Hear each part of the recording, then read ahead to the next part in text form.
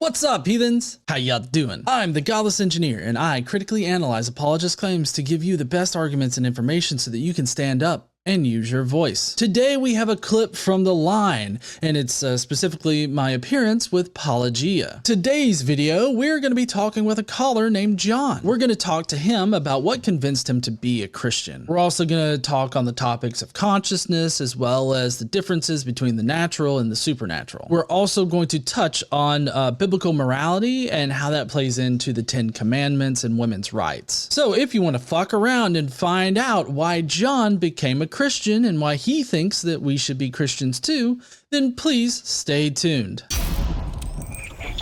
Okay, so next up we've got John from Ohio. Ohio! What's up there, John? Hey, how are you? Pretty good. How you doing? I'm doing good. I'm just doing good. Uploading a video on YouTube. About to make some dinner. That's a mistake. What? I said YouTube is a mistake, but carry on. Oh no, dude, trust me. Yeah, trust me out. Anyways, so I have a question about well, what I was gonna try and the idea I'm trying to put forward. Like again, you know, like that last caller. I mean, I don't think I believe anything supernatural unless like you're counting like mathematics as like supernatural and things like that. I'm not making an argument around mathematics, but like, yeah, I don't know. I'm actually a former atheist. But anyways, like, so when people talk about personalities or spirits, like, I just understand it as like a personality that, like, you can imagine there's just like an array of different ways of being, and you can invite those ways of being to take control of you. Huh? I just said cool. That was all. Sorry. Oh, yeah. And I guess, and I also think that the Bible also, like, kind of gives a description of the way they work. You know what I mean? So what's a good example? So like, I guess I'll talk about one that's kind of like the satanic pattern. No, John. We're short on time, so I want to get to the crux of what I think our viewers and where I want to talk. We want to talk about you. So you don't believe in the supernatural at all, but you're a theist. I mean, I don't believe in the supernatural the way materialists construe supernatural things. Like I you know, if we're talking how do you understand the supernatural? Consciousness. I mean, I could understand like consciousness as being supernatural. Like you don't find consciousness in the natural world at all. I mean, you do. I mean, like I'm conscious. I'm in the natural world. My consciousness is in the natural world. Like what's supernatural? What's magical about me talking to you right now? Well, I can't see your consciousness anywhere, and like theoretically, like you just kind of work on the principle of like path of least action, which is just like basically just like gravity. Basically, I mean, you can think about it just like gravity, just like pushing you and slurring you all the words that you need to say. That's just like the next thing. I mean, that's kind of what's involved in like a deterministic framework. Wait. The reason why I can talk is gravity?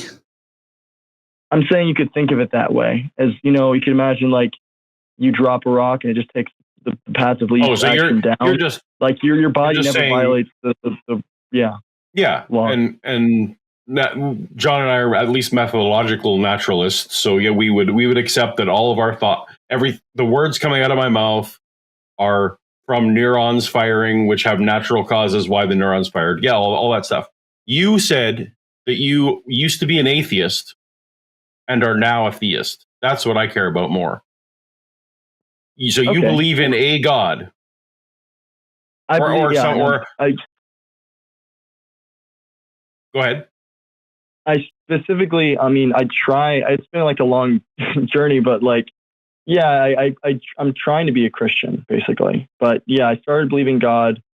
Really, I'd say now the way I'd put it is that like, I kind of learned that like materialism, there's almost like a Planck level when we get to like whatever reality we exist in, with like drama and, you know, height and size and everything subjective, and that place is a narrative story place, and that's you can't get into story when you're talking about materialism, which was really nice for me because like I always loved movies and cinema and film, but I didn't know how to connect like, well, how does that relate to me in any way? It's all just like fake. It's not real, but it's like, no, reality. is fundamentally a story, and materialism is about setting up the props that are like structuring what that story is. But yeah. What made you? What's the thing that made you start believing in a God? I mean, discovering that fact, I guess that understanding. I mean, it was really like but you just described that narratives that narratives can be meta narratives. Why would we even need a God? Even if I granted your premise that the universe that we know has a meta narrative to it, what gets me to divine being from that? I would say okay, if there is a meta narrative, like obviously you can extract that from abstracting many different stories of people, and I guess I think that when like a movie has a subjective perspective, I guess, and that in a movie like good and bad exists, purpose exists. Let me try again. Yeah, because I don't think we're getting there. Joseph Campbell illustrated a meta narrative that is common. I assume you're familiar with Joseph Campbell. Yeah, I've never read his stuff, but yeah. But in principle, right, that he analyzed many stories across time and pulled out that, you know what, there's these common elements that seem to resonate with humans generally. That didn't require a God for Joseph Campbell to merely observe commonalities. So you're using meta narrative in that same Joseph Campbell sense. So help me out, man. Go from that to God. Okay, sorry, I'm walking somewhere quick. I mean, that's actually kind of hard, I guess. I guess for me, like the thing that honestly, like I started looking at God as like something that for sure exists in a propositional sense. In like a propositional evolved sense that if you have a bunch of like tribes competing, the ones that can perceive the fact that everything that they do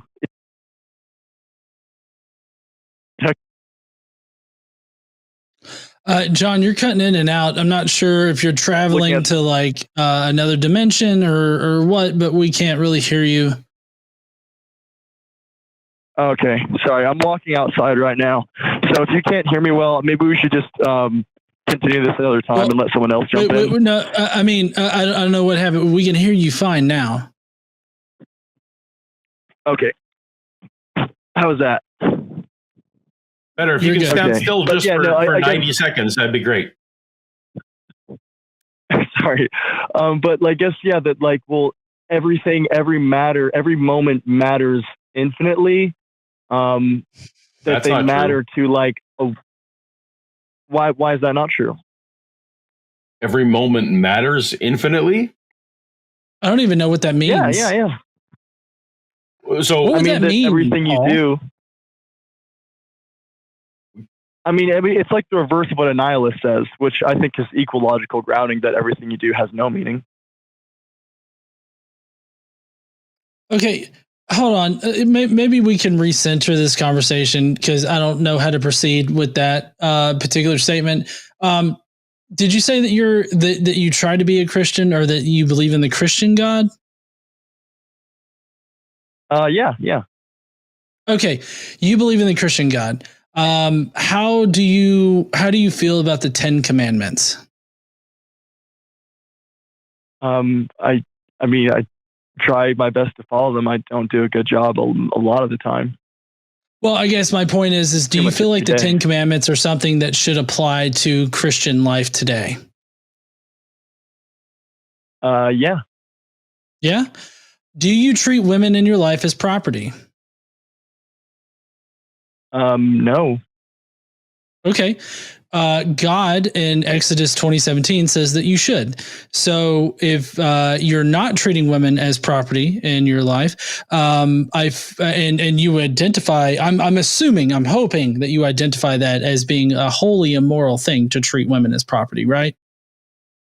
What line are you referring to? I don't know Exodus numbers off the top of my head, and honestly, I haven't even read all of Exodus. So Exodus 20:17 is you shall not covet your neighbor's property, and amongst the property is cattle, donkeys, women, and slaves.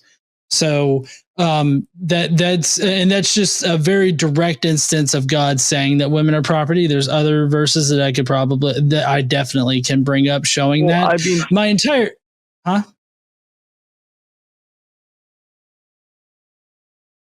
very relevant to me because one of my biggest problems is like being like too flirtatious with like people with girls that have boyfriends. That's like a big problem that I have.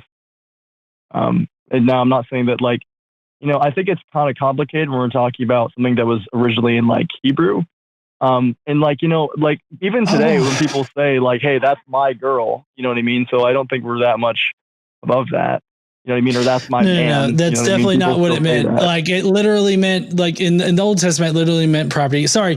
I was trying to build to a position. What? No. It literally does. No, that's Bible. That's in Genesis. I mean, no. They are literally not equal. They are not equal. Name one time in the Old Testament, which I know that you don't have the Bible with you, but I'm just saying later on, look, name one time in the, hold on. Name one time in the Old Testament where a woman's consent is considered. That's in the Israelite nation and it's commanded by God. Name one time where women's consent is paramount in the decision. Are you talking about sexual consent? Like for having sex? Any fucking kind of consent, where whether they that's live, marriage or anything. Can I first get to something? I just want to talk about something really quick because oftentimes people misconstrue Genesis that he made man first, but it actually says when he creates Adam, that Adam is both man and woman, and then they split Adam in half. Cool. I don't know where it fucking says that, but in any case, because Adam definitely doesn't get split. No. It does not say that Adam is split in half. Like God literally just surgically removes a single rib and then like rubs it really hard and fashions a woman. So I don't know what in the fuck you're talking about with that. But my entire point in bringing this up, just to get it onto a translation. Can I address that real quick? Because the term rib actually has multiple different meanings in their old world. A rib also means like if you're walking along and you see like a rock pulling up, like a bump. That there's like a huge stone underneath. It's basically the same word that they use for like the sort of stone that you build a house on because it has a good foundation. John, we're going to concede. Because this is so not relevant to the point John's trying to make. John and I, we're just going to concede. That's fine. That's fine. Yeah. So my entire point in all of this is just to establish one, what kind of God you believe in, which is the Christian God. Two, whether or not you consider the Christian God's commands in the Old Testament to be relevantly applicable to your daily life now, which you said that it was. Three, you don't apply that, or at least you think that it's immoral. And four, the next point would be, do you think that God is the moral lawgiver of everything? Like, do you think that God is the what we should base our morals on? Of course. Of course. So five, therefore, I don't believe that your God can exist in any kind of sense because you've admitted that God is immoral, but he's also this moral arbiter of what should be good. I never admitted that God was immortal. Or it's not immortal, immoral? What are you talking about? I mean, I'm sorry. Did you not say that it's immoral to treat women as property? Did you not say that it's immoral to treat women as property? I mean, I see what you're doing. I get it. But like, when someone says like, that's my wife, like, that's not what they meant. And you could do an interlinear like Bible study on Exodus 20:17 when it lists women amongst property, as well as all of the other different verses in the Old Testament where women are treated as property.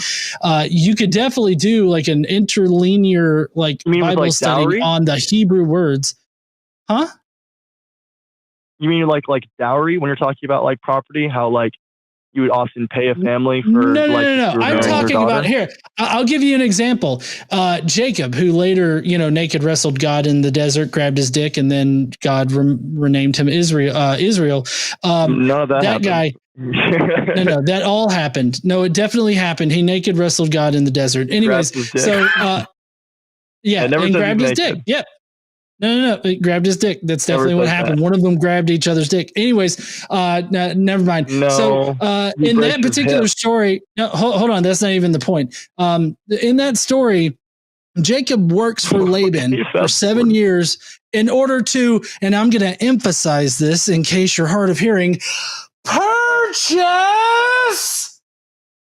He purchased a daughter of Laban's, and Laban even sold him the wrong fucking woman at first. Sold him, I believe it was Leah. He doesn't purchase her. I actually have an analysis on my YouTube page, me talking about that a little bit. He doesn't. Oh, I'm so fucking fantastically excited about watching your YouTube video that lies about the Bible, but it literally says that he worked for 7 years in order to marry Leah. That's him trading his hard work for 7 years, like 7 years, yearly salary, in order to be able to marry a woman that he didn't even ask first in order to marry. He didn't ask. You know who he asked? Her fucking father, Laban. And then Laban sells him the wrong daughter. Right. And so he accidentally sleeps with her on the marriage night and then wakes up and realizes, oh, shit, you're not the one I wanted. So he then had to work another 7 years to purchase the other daughter. Again, not even asking her for consent. And then he was able to purchase that daughter. And guess what? The daughters came with the bonus because they both had servant girls for slaves. And so now Jacob gets to sleep with all four women, producing the 12 tribes of Israel. You're given like you're a 14-year-old, not like you're reading like a very ancient, like very, very deep, evolved story that was told over do you want me to show deference to the sexual slavery guide? Is that what you want me to do? Do you want me to show reverence to the sexual slavery guide? Is that what you want? You're not. If I talk about sexual slavery now, do you want me to speak respectful of the sexual slavers like that are out there enslaving young women? Like, is that what you want me to do? Or do you want me to be a bit brutal about it because they're shitty fucking people? That's not what's happening in the story, actually. And it even says that, I'm forgetting the younger daughter's name, but they even say that she like looked upon him like she likes him. And Laban, that's not even the part I'm focusing on. And the fact that you're not even realizing it is a bit sad. Let me ask you this point blank. Does Jacob ever go and ask Leah or Rachel, hey, do you want to get married? Does that ever happen? They say in the book that they do, though. And they say that they love him. Don't. I don't know. Fact check. Paul, do you recall that happening at all in this story that I'm talking about in Genesis? I don't think it happens. But I'm a New Testament They're actually fighting for him once they're married. They're fighting for his love. Like, one of the women is like, well, I'm forgetting which one. I think Lay's the older one, correct? Yeah. Well, anyway, Leah? like she can give kids. Leah, yeah. The older one ends up being the one who can give kids, and then the one who's younger ends up being like upset because she's like, well, maybe she's gonna love him more, or maybe he's gonna love her more because of that. And that's why she gives them her basically her servant. She's like, well, I want to give you a kid, and this is like, my lineage. But we're also talking about like these people lived very, very okay. Let me ask you that about the servant girls. Did Jacob? Is it anywhere communicated where Jacob or the wives, multiple wives, by the way, the wives asked the servant girls, hey, do you want to be the surrogate mothers? Like, do you want Jacob to fuck you and impregnate you? Like, is that something you want to do? Like, is that ever communicated whatsoever? Or did the wives just be like, here, fuck her, impregnate her? I think we were kind of having like a misunderstanding. Actually, it's funny because I got in an argument with some people, like, I don't know, someone was at church and they were talking about this in regards with David and Bathsheba, because in that story too, they like never specifically asked for Bathsheba's consent. But I feel like, and you don't see a problem with this? Like more, can I explain real quick? the Bible has a lot of repeating patterns, and we can use this story to kind of understand what's happening there. Like, this rape apologetics here is just getting too fucking cringy and sick and disgusting. What? That's what you're engaging in, rape apologetics here. No, I'm not at all. I'm definitely not an apologist. Yes, you are. That's monstrous. No, it is monstrous. But you know what? Your God specifically is a rapist. They say you should stone rapists in Deuteronomy. No. That's not what they say in Deuteronomy. In Deuterononomy, if a man rapes a woman that's out in the field, my roommate. This is ridiculous. Oh, okay. It's totally fucking ridiculous, and he just jetted out. He dropped. So let me clarify real quick. And Paul, I'll let you disagree with me or whatever on this, but I have what seems to be, like, at least for the Christians, a very unique view on this.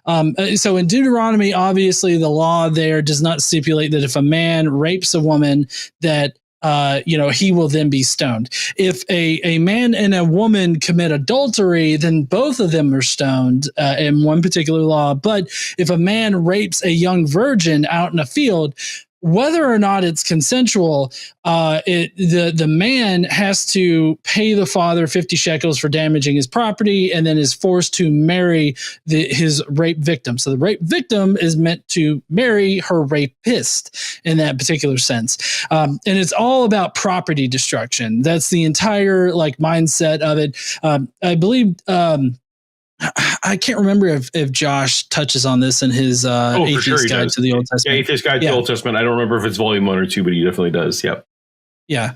And so there's that thing. Number one. Number two, I say that Yahweh, or the God of the Bible, is a rapist because I have this view on on Jesus's conception, because and my focus is on the fact that God never asked Mary for her consent to do it. Gabriel, the angel that appears to Mary in Luke, just basically volunteers her to carry Jesus as the Messiah and whatnot. It doesn't matter whether or not Mary later accepts the fact that she is going to do it, and thereby people can construe that as giving consent. My main focus is the fact that Gabriel and God and the Holy Spirit, or whoever the fuck, never consider whether or not Mary will give her consent, and never ask her to give her consent. And so it's this whole thing that the fact that you didn't even consider to ask is the problem. And I would feel like even if God knew what the answer would be, that showing the important nature of asking consent would be on his mind. So that's why I was trying to put him on this footing of making a specific definition of God instead of this ambiguous definition of God, because his specific definition of God is just totally not defensible on moral grounds as well as other grounds. But I don't know, Paul, I kind of dominated that call. Did you have any thoughts? You and I just take very different tacts. I actually don't care about any of the morality. I'm weirdly, if God is true, then all that moral stuff doesn't matter. Then he has authority to do all that. So it doesn't bother me. Didn't bother me as a Christian, doesn't bother me now. I know, but obviously different. A lot of people, the moral stuff really weighs on their hearts. So obviously it did for John. He was very sensitive about it. So anyway, no worries. We got a couple minutes left though. Yeah, and I get that particular position, but I guess I really kind of focus on the whole omnibenevolent sort of aspect of the Christian God. And so I don't know, it really confuses me when those things are allowed, but other things are not. Well, heathens, that ended on a kind of a different note there, but I would really love to hear what you thought about any of the topics that we discussed in this video, whether it's John's reason for becoming a Christian, or the whole consciousness discussion, or even the differences between natural and the supernatural. But I especially want to hear about your thoughts on women's rights in the Hebrew Bible, or the Old Testament, and how that coincides with the 10 Commandments. Let me know what you guys think down below in the comments. And while you're down there, why don't you smash that like button and subscribe if you like this kind of content. And as always, heathens, don't forget to stand up and use your voice. Bye, heathens.